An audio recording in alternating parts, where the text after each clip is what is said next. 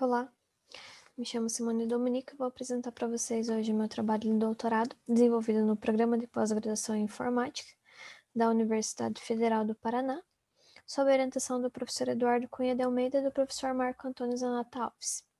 O título do meu trabalho é Alocação de threads de um banco de dados de matriz na arquitetura NUMA. Então, um banco de dados de matriz, ele suporta o processamento de consultas em dados multidimensionais. Aqui eu tenho o exemplo de uma matriz que armazena os dados de clima, ou seja, a temperatura ao longo dos anos de determinados locais, onde eu encontro os locais através da latitude e da longitude. E as dimensões aqui eu também tenho o ano. Esse banco de dados de matriz, ele armazena os dados nessa estrutura não linear. E ele vem para mitigar as deficiências que o modelo relacional tem para processar e armazenar dados de imagens, séries temporais, análises médicas e análises de clima, entre outros. Aqui eu posso mostrar um exemplo onde eu tenho parte desses dados, que está marcado aqui em azul, representado no modelo relacional. Então, eu teria que transformar essa representação aqui para poder armazenar no modelo relacional. Nesse sentido, surgiu os bancos de dados de modelo de matriz. Relacionado ao meu trabalho, eu também trabalho com a arquitetura NUMA. O que é uma arquitetura NUMA?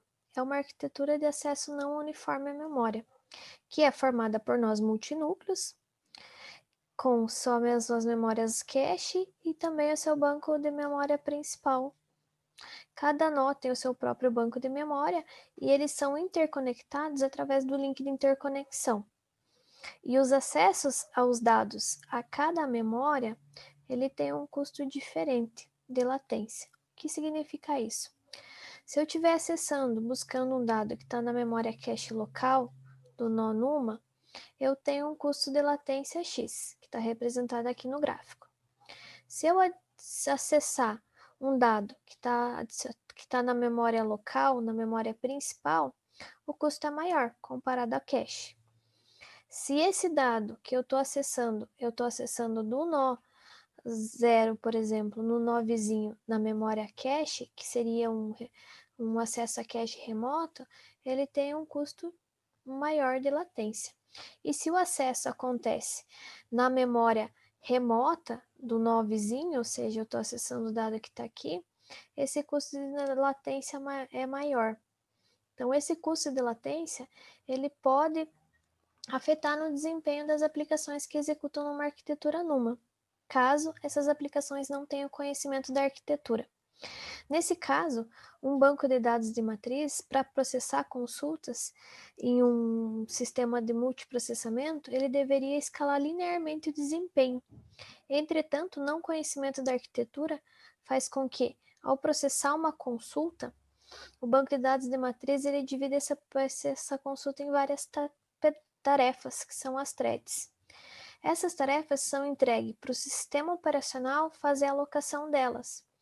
Então, o sistema operacional ele tenta manter o balanceamento dos nós e alocar, utilizar o maior número de núcleos da arquitetura. Então, ele tenta balancear a carga entre os nós. Sem o conhecimento da operação que o banco de dados está executando, ele faz com que threads estejam executando nesse nó e acessando dados que estão aqui. E isso afeta, tem aquele custo adicional de latência que eu mostrei anteriormente aqui. Por quê? Porque esse acesso, utilizar o link de interconexão, também causa movimentação dos dados, então eu tenho que movimentar esses dados aqui entre os nós, e eu tenho esse custo adicional de latência.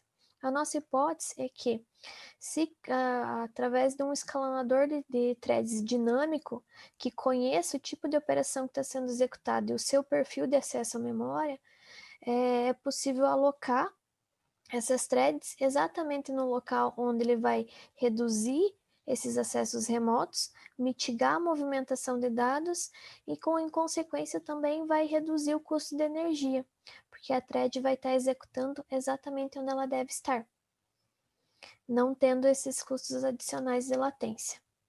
Então, esse é o nosso trabalho de NUMA e banco de dados de matriz. Qualquer dúvida em relação ao assunto, ele pode ser enviado para esse e-mail aqui. Obrigada.